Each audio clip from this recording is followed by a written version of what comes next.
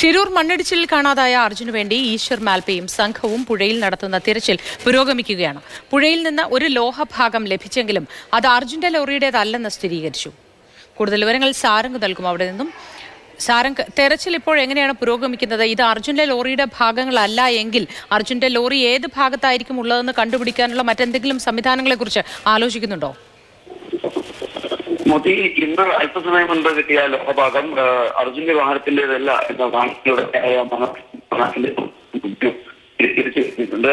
അത്തരത്തിൽ ആ ഒരു കിട്ടിയ ലോഹഭാഗം ഒരു ടാങ്കർ ലോറിയുടെ ബമ്പർ ഭാഗത്തിനോട് സമാനമായ ഒരു ഭാഗമാണ് എന്നാണ് അർജുൻ ഉപയോഗിച്ചിരുന്ന ഭാഗത്തിന്റെ ഉരുണ്ട.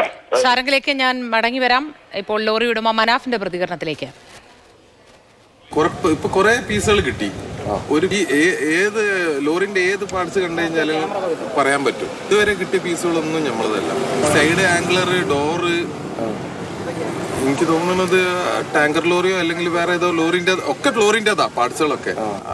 അത് ഏതാ ലോറി എന്നുള്ളത് ഞങ്ങളെ ലോറി എന്തായാലും അല്ല. വേറെ എത്ര ലോറിയിലുള്ളിലുണ്ട് എന്നുള്ളത് അറിയില്ല. ഈ ലക്ഷ്മൺ നായിക്കിന്റെ കടയിലേക്കാണല്ലോ എല്ലാരും വന്നിണ്ടാവുക. അപ്പൊ എല്ലാ വണ്ടി ആ ഭാഗത്തേക്കായിട്ടായിരിക്കും നിർത്തിയിട്ടുണ്ടാവുക. അപ്പൊ മണ്ണ് ഇടിഞ്ഞു പോകുമ്പോ ആ ഭാഗത്തേക്കും കൂടുതൽ ഇതിന്റെ സാധ്യതകളും കൂടുതൽ ഉണ്ടാവുക.